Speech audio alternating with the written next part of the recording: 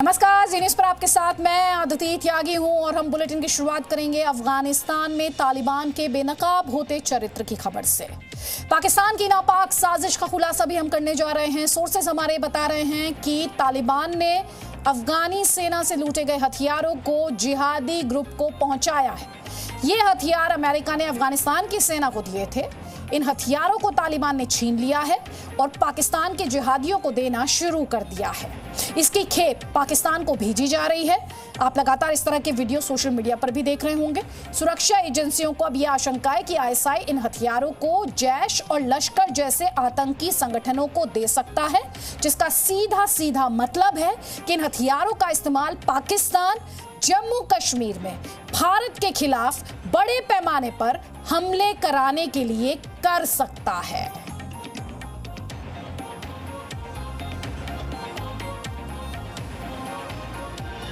तो बड़ी खबर हम इस वक्त आपको दिखा रहे हैं कि किस तरह से जो हथियार अमेरिकी सेना द्वारा अफगान सेना को दिए गए थे, अफगान स्पेशल फोर्सेस को दिए गए थे कि वो तालिबान के खिलाफ लड़ाई में उनका इस्तेमाल करें, उन हथियारों को अब तालिबान पाकिस्तान के जिहादी ग्रुप को दे रहा है। जिहादी ग्रुप से सीधा सीधा मतलब लश्कर और जैश जैसे आतंकी संगठन, और लश्कर और जैश जैसे आतंकी संगठनों तक इन हथियारों के पहुंचने का मतलब खुफिया एजेंसियां ये कहती हैं कि इन हथियारों का इस्तेमाल भारत के खिलाफ जम्मू कश्मीर में करने की तैयारी में आईएसआई है। तो देखिए, इस बड़ी खबर के साथ अफगानिस्तान पर कब्जे के बाद तालिबान का असली चरित्र सामने आ रहा है। जो तालिबान पहले कुछ दिन भारत को लेकर ये कह रहा था कि वो भारत के लिए कोई खतरा नहीं है, अब वही तालिबान उसके आतंकी अपना असली चेहरा दिखा रहे हैं। कंधार और हेरात में हम आपको बता दें, भारत के कॉन्सुलेट में तालिबान के आतंकी दाखिल हुए। ये घटना है बुधवार की, यानी 2 दिन पहले की, जब तालिबान के आतंकी खाली पड़े दोनों भारतीय कॉन्सुलेट में दाखिल हो गए और जो वहां पर गाड़ियां रखी थी उन्हें अपने साथ लेकर चले गए। हमारे सोर्सेज ये भी कहते हैं कि तालिबान ने सब कुछ आईएसआई, जो कि पाकिस्तान की खुफिया एजेंसी है और भारत के खिलाफ लगातार साजिश रचती रहती है, ये सब कुछ तालिबान ने आईएसआई के इशारे पर किया है। मेरे सहयोगी मनीष शुक्ला का रुख करेंगे और ज्यादा डिटेल्स के साथ। मनीष, जो दर्शक जिनके जहन में इस समय इस तरह की कंफ्यूजन होगी कि हम अफगानिस्तान को लेकर इतनी बड़ी कवरेज क्यों कर रहे हैं, शायद उन्हें अब क्लैरिटी मिल गई होगी कि क्या कंसर्न्स भारत को और भारत में होने चाहिए, खास तौर पर तालिबान जिस तरह से अफगानिस्तान में काम कर रहा है। बड़ी खबर यही निकलकर सामने आ रही है, खुफिया एजेंसियां और क्या कह रही हैं ये तो हम अपने दर्शकों को बता ही रहे हैं कि जो हथियार हैं उनका इस्तेमाल जम्मू कश्मीर में जैश लश्कर तक उन हथियारों को पहुंचाकर जम्मू कश्मीर में भारत के खिलाफ इस्तेमाल करने की पाकिस्तान की पूरी तैयारी है। और डिटेल्स क्या आ रहे हैं खुफिया एजेंसियों के हवाले से? देखिए अदिति, आप जानते हैं कि अफगानिस्तान में हमारे 4 कॉन्सुलेट्स और 1 एम्बेसी ऑपरेट करती है। हेरात और कंधार की जो कॉन्सुलेट्स है, जिसको हमने वहां पर जब तालिबान ने और हक्कानी नेटवर्क ने कब्जा किया उस एरियाज को, तो वहां से सेफ्टी के तौर पर हमने वहां से मिशन को हटा लिया। और ये जो कंधार और हेरात के इलाके हैं, यहाँ पर हक्कानी नेटवर्क काफी ऑपरेटिव है और हक्कानी नेटवर्क सीधे सीधे ये माना जाता है कि आईएसआई उसे कंट्रोल करती है। आईएसआई ने एक तरीके से उसे बनाया है।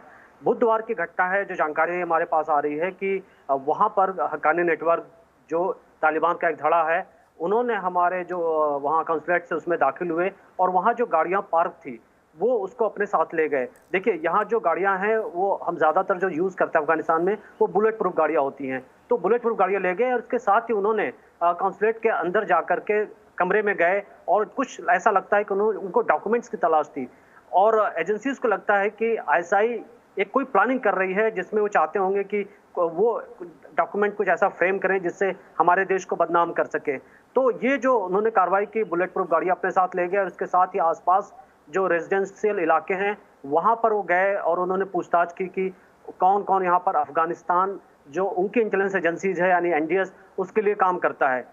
यही नहीं, कुछ ये भी देखा जा रहा है कि पाकिस्तान और अफगानिस्तान के जो बॉर्डर्स हैं वहां पर बड़े पैमाने पर हथियारों के मूवमेंट्स देखे गए। हमने पहले भी खबर दिखाई थी कि वो हथियार जो आईएसआई ने दिए थे तालिबान को वो वापस किए जा रहे हैं, लेकिन अभी जो जानकारी आ रही है कि जो तालिबान के पास अफगानी सैनिकों के हथियार आ गए हैं, जो अमेरिकन वेपन्स हैं और काफी हाईटेक वेपन्स हैं, वो जिहादियों को दिए जा रहे हैं। और अब देखें तो जो पाकिस्तान अफगानिस्तान बॉर्डर है, जो नॉर्थ के इलाके हैं, वहाँ जैश और लश्कर के पहले भी कैंप थे और 8000 के करीब पाकिस्तान बेस्ड ये जो आतंकी हैं ये तालिबान के साथ गए थे लड़ने भी।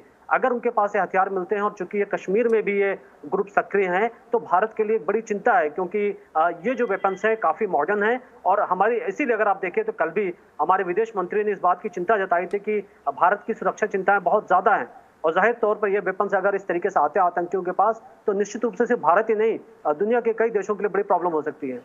बिल्कुल, और बार बार इस तरह की कंसर्न्स जाहिर करते रहे हैं तमाम एक्सपर्ट्स की जिस तरह से तालिबान ने अफगानिस्तान पर तेजी से कब्जा किया, उसके बाद एक और 9/11 का खतरा और साथ ही दूसरी जो आतंकी गतिविधियां हैं वो तेज हो सकती हैं। दुनिया के लिए अच्छी खबर नहीं है। बहुत बहुत शुक्रिया मनीष शुक्ला इस पूरी खबर से जुड़े डिटेल्स हम तक पहुंचाने के लिए। लेकिन अब हम चाहते हैं कि हम आपको दिखाएं अफगानिस्तान पर ग्राउंड रियलिटी क्या है।